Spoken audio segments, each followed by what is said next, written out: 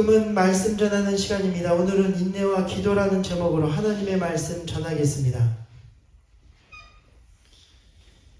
여러분, 오늘 우리의 모든 승리는 인내에 달려 있습니다. 우리의 신앙생활은 믿음으로 시작하지만 그 믿음이 최종 승리로 이어지려면 반드시 인내가 필요합니다. 그래서 창세기에도 보면 처음 노아가 하나님의 명령대로 방주를 짓게 됩니다. 그리고 그가 처음 지을 때는 믿음으로 지었지만 그것이 다 만들어지기까지는 120년의 인내의 시간이 필요했습니다. 또한 성경의 다른 인물들도 마찬가지입니다. 아브라함은 처음 이삭의 약속을 받은 후 25년을 더 기다려야 했습니다. 야곱도 에서의 문제가 해결되기까지 삼촌 라반의 집에서 20년간 힘든 수고를 했습니다. 요셉은 주님이 주신 꿈이 이루어지기까지 13년이라는 세월이 흘렀고, 또한 모세의 출애굽은 400년, 신약 오순절 성령이 오시기까지도 주님의 부활 승천 후 50일을 더 기다려야 했으며, 그리고 마지막 인류를 구원한 메시아 예수님이 오시기까지는 무려 몇천 년에 걸친 인내와 기다림이 필요했던 것입니다. 오늘 본문도 이렇게 이야기합니다. 보라, 인내하는 자를 우리가 복되다 하나니 너희가 욥의 인내를 들었고 주께서 주신 결말을 보았거니와 주는 가장 자비하시고 긍휼히 여기시는 이시니라. 여러분, 오늘 우리도 인내하면 주님이 그것을 복이 되게 하신다는 것입니다. 우리가 욥처럼 인내할 때 주님께서 가장 선한 최후 승리의 결말을 주시겠다는 것입니다. 이처럼 여러분, 우리의 인생 가운데도 인내가 얼마나 중요한지 모릅니다. 인내할 때 열매가 익어집니다. 실수하지 않고 보다 성숙된 열매가 익어집니다. 그리고 무엇보다도 중요한 것은 우리가 인내할 때 언젠간 하나님이 역사하실 때를 만나게 된다는 것입니다. 우리는 무슨 일이든 그러므로 조급해서는 안 됩니다. 하나님이 역사하실 때까지 기다리는 지혜가 필요한 것입니다. 사울왕은 조급했습니다. 아몰렉과의 전투에서 당시 제사장이 먼저 하나님께 예배를 드린 후에야 전쟁을 해야 했는데 아말렉이 코앞까지 온 것을 보니 마음이 조급하여 제사장이 드릴 제사를 자기가 먼저 드리고 전쟁을 시작했습니다. 사무엘 선지자가 왔을 때 이미 제사가 끝난 상태였습니다. 성경은 그가 그렇게 2번 하나님의 말씀을 어기는 것을 보고 하나님이 그를 버리셨다라고 말하고 있습니다. 여러분, 그가 왜 그렇게 기다리지 못했습니까? 조급했기 때문입니다. 순간을 인내하지 못하고 조급했기 때문에 순종하지 못하고 하나님의 역사를 기다리지 못했습니다. 그러므로 사랑하는 여러분, 오늘 저와 여러분은 우리가 주님보다 앞서지 말고 주님이 우리의 문제를 풀어주실 때까지 기다려야 합니다. 하나님이 갚아주실 때까지 기다려야 하는 것입니다. 주님이 역사하실 때까지 기다려야 하는 것입니다. 이것을 잘한 것이 바로 누구냐? 바로 다윗이었습니다. 다윗은 침착했습니다. 조급하지 않고 항상 하나님의 때를 기다렸습니다. 그의 행동 가운데 이것은 잘 드러나 있습니다. 사울왕이 그를 추적할 때 그가 사울왕을 2번이나 완벽하게 죽일 수 있었는데도 그는 죽이지 않고 이런 말을 합니다. 하나님이 기름 부으신 종을 내가 어찌하려? 그가 악하지만 그도 하나님이 기름 부으신 종이기 때문에 내가 심판할 수 없다는 것입니다. 모든 심판을 주님께 맡겼습니다. 자기 손에 피를 묻히지 않았습니다. 그는 하나님이 역사하실 때까지 끝까지 하나님의 때를 기다리는 지혜와 인내를 가지고 있었기 때문입니다. 성경은 인내한 다윗을 가장 위대한 이스라엘의 왕으로 세우셨다는 것입니다. 그렇습니다. 여러분, 오늘 우리도 내가 심판하고 내가 내 옳은 생각에 따라만 행동한다고 되는 것이 아닙니다. 하나님이 하실 때까지 기다려야 합니다. 하나님의 때를 기다려야 합니다. 구약의 모세에게도 하나님은 그래서 이렇게 명령하신 것을 볼 수 있습니다. 홍해를 가르기 전 주님이 말씀하신 것은 너희가 오늘 본 애굽 사람을 영원히 다시 보지 아니하리니 여호와께서 너희를 위하여 싸우시니라. 그러므로 너희는 가만히 있을지니라. 여러분, 오늘 우리의 인생에도 가장 큰 승리는 하나님이 우리를 위해 대신 싸우실 때부터 일어나게 되는 것입니다. 우리는 이때를 기다리며 인내해야 합니다. 내 생각과 판단보다는 하나님의 역사심을 기다리는 지혜와 인내가 필요한 것입니다. 그런데 여기서 중요한 것은 이 인내를 쏟지 않기 위해 우리는 이웃과 남을 판단하지 말아야 한다는 것입니다. 자칫 우리가 남과 사람을 판단하고 원망했다가는 인내를 쏟아버릴 수 있습니다. 가족과 이웃을 절대 원망해서는 안 됩니다. 본문 8절에 보면 이렇게 기록되어 있습니다. 너희도 길이 참고 마음을 굳건하게 하라. 주의 강림이 가까우니라. 형제들아 서로 원망하지 말아라. 그리하여야 심판을 면하리라. 보라, 심판주가 문 밖에 서 계시니라.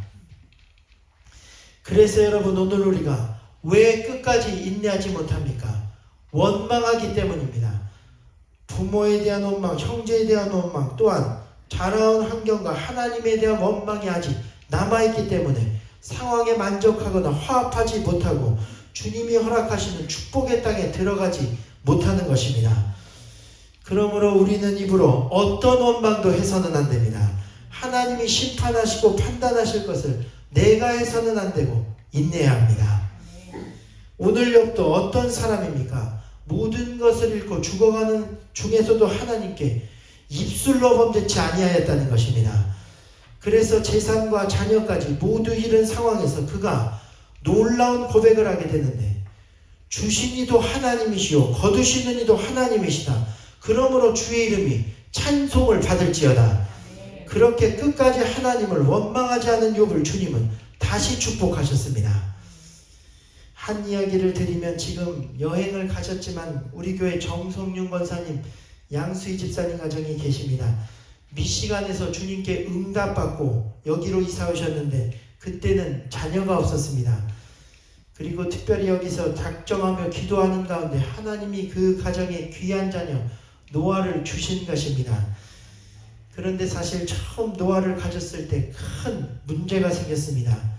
예전에도 한번 말씀을 드렸지만 처음에 가서 병원 진단을 받았는데 태아 수종이라는 진단을 받게 되었습니다. 이 태아 수종이라는 것이 저도 그때 처음 알았는데 대단히 위험한 것으로, 이 수종 물집이 목둘레 3mm 부분적으로만 있어도 굉장히 위험하고 태어나도 평생 심장 질환병이 생길 수 있으며 대부분은 뱃속에서 유산되거나 태어나도 얼마 살지를 못하는데 이 수종이 태아에 온몸을 둘러싸고 있었던 것입니다. 여러분, 정말 눈앞이 깜깜했습니다. 병원에서도 이야기하기를 더 지켜봐야 하겠지만 상황이 매우 안 좋다는 것입니다. 연락을 받고 가니 부모님들이 모두 패닉 상태였습니다. 저도 어찌할 바를 몰라 일단 차후에 검사를 다시 받기로 하고 집으로 돌아가게 되었습니다. 그리고 집으로 돌아오며 운전을 하는데 제 눈앞도 정말 깜깜했습니다. 부모 마음은 오죽할까 하면서도 속으로 기도하기를, 주님, 오랫동안 기다린 자녀이고 주님이 주신 자녀인데 고치시고 살려주옵소서 간절히 기도한 것입니다. 그때가 임신 12주 차였습니다. 그런데 놀라운 것은 다음 날 두 분을 찾아갔는데 두 부부가 평온해 보이는 것입니다. 이미 그 마음에 기도로 고침받고 이 아이를 낳을 것이다 마음에 작정을 하는 것입니다. 사실 이런 상황이면 대부분의 의사들은 합법적으로 건강상의 이유로는 임신 중절을 할 수 있기 때문에 그것을 권면할 정도의 상황이었습니다. 그런데 두 분은 상황에 대해 또한 서로와 하나님을 원망할 수도 있는 상황인데도 원망하지 않고 믿음을 가지고 기도하기 시작했습니다.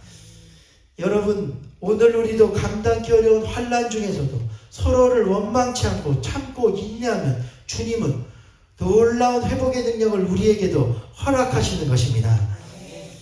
그날부터 두 분과 함께 저도 그래서 간절한 마음으로 기도를 해주었습니다. 날마다 찾아가서 안수 기도를 해주었습니다. 이 아이가 주님의 능력으로 회복되기를 위해 간절한 중보 기도를 해주었습니다. 그리고 놀라운 것은 그 다음 달 병원에 가서 재검사를 받았는데 태아를 두르고 있던 수종이 감쪽같이 사라진 것입니다. 하나도 남아있지를 않았습니다. 그 자리에 있던 의사 선생님도 말씀하시기를 이것은 기적입니다. 수종이 남아있는 것이 하나도 없다라고 말하더라는 것입니다. 그래서 여기 오렌지 하스피털 메모리얼 하스피털 병원에서 출산을 했는데 하나님이 입으로 하나님과 사람을 원망치 않고 감사로 상황을 참고 인내한 두 분에게 치료의 은혜를 더하시게 된 것입니다. 그렇습니다. 사랑하는 여러분, 오늘 우리도 끝까지 참고 인내해야 합니다. 최후 승리를 얻을 때까지 모든 상황 가운데 원망치 않고 감사와 하나님의 때를 기다리며 살아갈 수 있는 성도들이 되시기를 주님의 이름으로 축원드립니다. 가장 중요한 것은 이렇게 하나님을 믿는 사람은 모든 상황 가운데 조급하지 않고 인내하며 원망하지 않는 가운데 결국 기도하게 되어 있다는 것입니다. 본문에 보면 우리 말씀을 함께 보겠습니다. 본문에 보면 보라 인내하는 자를 우리가 복되다 하나니 너희가 욥의 인내를 들었고 주께서 주신 결말을 보았거니와 주는 가장 자비하시고 긍휼히 여기시는 이시니라. 그러므로 너희 중에 고난당하는 자가 있느냐 그는 기도할 것이요 즐거워하는 자가 있느냐 그는 찬송할지니라. 너희 중에 병든 자가 있느냐 그는 교회의 장로들을 청할 것이요 그들은 주의 이름으로 기름을 바르며 그를 위하여 기도할지니라. 믿음의 기도는 병든 자를 구원하리니 주께서 그를 일으키시리라. 혹시 죄를 범하였을지라도 사하심을 받으리라. 그러므로 너희 죄를 서로 고백하며 병이 낫기를 위하여 서로 기도하라. 의인의 강구는 역사하는 힘이 큼이니라. 엘리야는 우리와 성정이 같은 사람이로되 그가 비가 오지 않기를 간절히 기도한즉 3년 6개월 동안 땅에 비가 오지 아니하고 다시 기도하니 하늘이 비를 주고 땅이 열매를 맺었느니라. 아멘. 다시 말해 여러분, 오늘 성경은 서로 원망을 멈추고 하나님의 때를 기다리며 인내하는 가운데 기도로 하나님의 역사를 구하라는 것입니다. 그래서 하나님을 믿는 사람은 모든 상황에서 인내하고 기도하게 되어 있습니다. 하나님이 역사하실 것을 믿기 때문입니다. 기도가 신비한 것은 한 사람만 기도해도 큰 능력을 발휘하는 줄 믿습니다. 본문에 보면 의인의 기도는 역사하는 힘이 크다고 말씀했는데 여기서 의인의 영어로는 a righteous man입니다. 복수가 아니라 a man, 단수로 되어 있습니다. 한 사람이라는 것입니다. 오늘 하나님을 믿는 이인 한 사람만 기도해도 큰 역사가 나타난다는 것입니다. 겟세마네에서 주님도 그래서 혼자라도 기도하셨습니다. 제자들은 다 졸며 잤습니다. 그런데도 주님 혼자 인류를 구원하셨습니다. 혼자 기도해도 주님이 그 기도를 다 듣고 계시기 때문입니다. 또한 오늘 엘리야도 한 사람입니다. 그러나 그가 기도하자 하늘문이 닫히고 열렸습니다. 우상들을 다 몰아내고 민족의 신앙이 회복되었습니다. 그래서 여러분이 잘 아시는 국제아동구호단체 월드비전, 우리 교회와 이름이 같은데 월드비전이 있습니다. 그런데 현재 전 세계에 매년 300만 이상의 어린이에게 음식과 물을 공급하고 있는 월드비전도 놀랍게도 한 사람의 기도로부터 시작되었다는 것입니다. 이 월드비전을 만든 사람이 바로 밥 피어스라는 목사인데 그가 사업자 먹을 것이 없는 가난한 나라로 출장을 갈 때였습니다. 그런데 거기서 그는 먹을 것이 없어 줄을 서서 기다리다 하나 둘씩 쓰러져 죽는 어린아이들을 보게 됩니다. 그때 그는 기도했습니다. 안타까운 사정을 놓고 하나님께 매달렸습니다. 그리고 그는 기도 중 자신의 사명을 발견하게 됩니다. 그는 바로 미국으로 돌아와 어린아이들의 식량 마련을 위해 기금을 마련하기 시작했습니다. 이 일을 전문적으로 하기 위해 목사가 되었습니다. 그리고 그 10년간 밤낮을 가리지 않고 자신의 삶을 헌신했습니다. 그 결과 월드비전이라는 단체가 세워지고 전 세계 고아들을 먹이기 시작했습니다. 그의 일은 그리고 여기서 끝나지 않았습니다. 그는 미국 오레곤주의 한 마을회관에서 큰 집회를 열었습니다.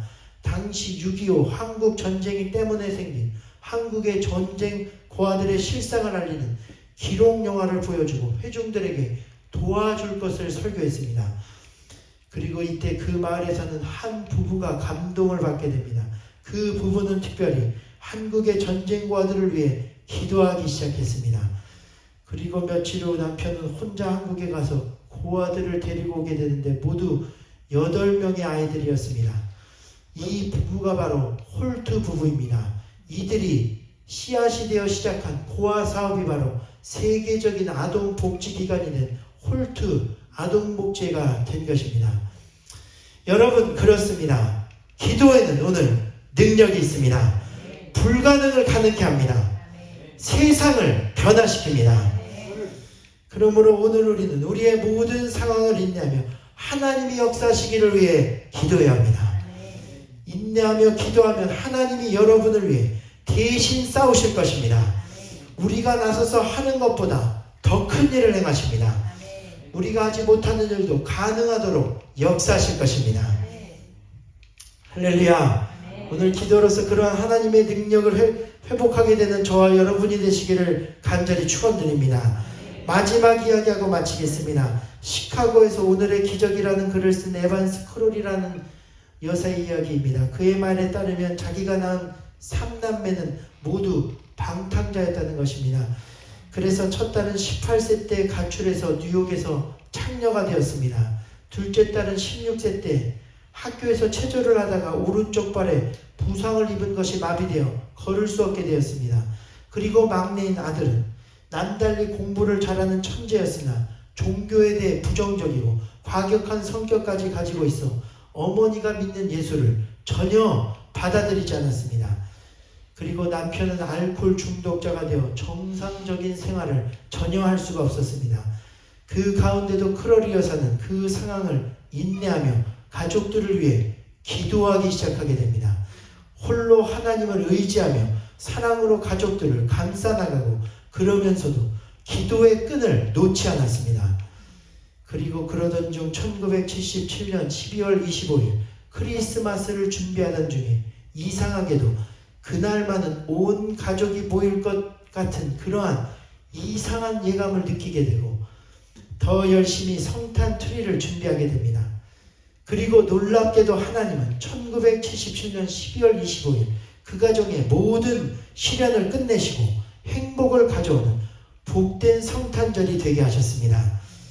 바로 그날 창녀였던 큰딸이 그 길을 청산하고 가정으로 돌아온 것입니다. 또한 그때까지 엄마를 무시하고 무신론자였던 아들도 방역을 맞이하여 돌아오게 되었는데 대학 기숙사에서 독실한 크리스천이 되어 돌아오게 된 것입니다.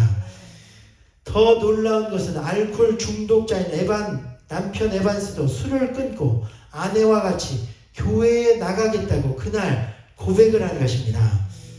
또한 무엇보다도 다리 마비 증세로 제대로 걷지 못하던 둘째 딸에게 성탄절 온 가족이 모인 곳에서 그 어머니가 눈물의 기도를 드리게 되었는 그 순간 기적적으로 회복되어 걷게 되었습니다.